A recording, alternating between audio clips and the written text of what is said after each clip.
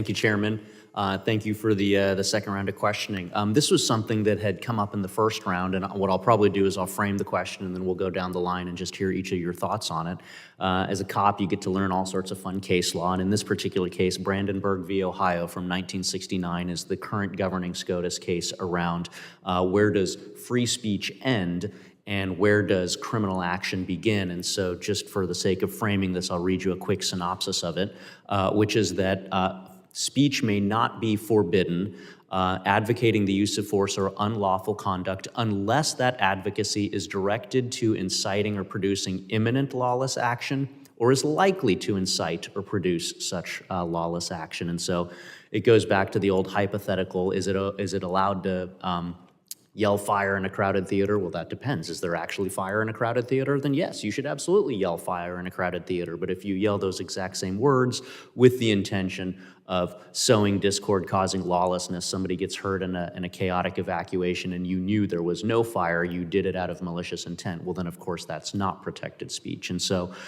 in the case of the discussion that we're having here, just like to go down the line, starting with Mr. Sleeper, and hear your thoughts around some of the slogans that we're hearing. Free Palestine, the river to the sea, and help break down the things that you're looking for that would help to define that line between something protected by free speech or something that is, as it says here in Brandenburg v. Ohio, calling for imminent lawless action or likely to incite that imminent lawless action. We got 3.5 minutes left.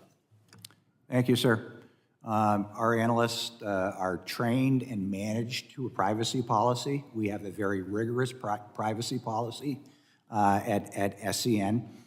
We are specifically looking for individuals online who are making violent threats to the Jewish community. Not threats, not comments about the Jewish community, but threats to life. And clearly that meets the exemption policy in the First Amendment. Real threats are an exemption. Attempts to intimidate and create fear are an exemption. So that's exactly what we're doing in the sense of staying true to the Constitution and the First Amendment, but still being effective in identifying individuals intent upon threatening the Jewish community. Thank you. Mr. Segal?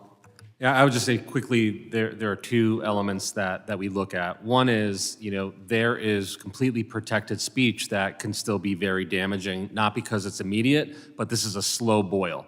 And the more that you dehumanize Jews and Israelis over time, the more that you normalize the type of language that isolates them and encourages people to try to attack them, the more likely it is possible. So it doesn't mean the speech is illegal, but it means we still need to do something about that and find some counteractions. The second part, real quick, online spaces where a lot of these discussions are starting and that animate what we're seeing in the real world include terrorist organizations being able to share their propaganda, their communiques with a whole host of people around the globe. That may be a space, like on Telegram, to interrupt some of the language that we know is not only by foreign terrorist organizations, but actually is animating that violence. So I'd like to find a way, and I would like to work with any leaders here to find a way to drive a wedge in that space.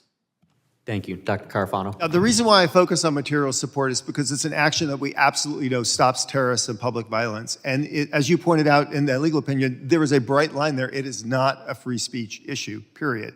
Can I just make a very quick comment on your last question, which was on the information sharing in state and local? Because if a 287G program had been in place in Boulder, Colorado, it is very likely that that perpetrator would have been found and removed from the country. There was only actually, I think, one 287G program. It was in Teller County. It was actually invalidated by the courts because it violated state law. Yeah, it was invalidated by state law directly in 2023 because I debated that state law in the state legislature. Thank you. We got 34 seconds left. Ms. Raymond. I'll be very speedy. I want to echo what Oren said about whether it's permissible or not. We have a responsibility to push back against language and rhetoric that when it seeps into the consciousness of even some, if not all, can be dangerous, and flag for the subcommittee a resource from AJC called Translate Hate that is a visual glossary of anti-Semitic terms and tropes that sometimes hide in plain sight. It talks about when they are and when they may not be anti-Semitic, and it includes terms like from the river to the sea, globalize the Intifada. Happy to provide this and any other resources after the hearing today. Thank you. Yield back.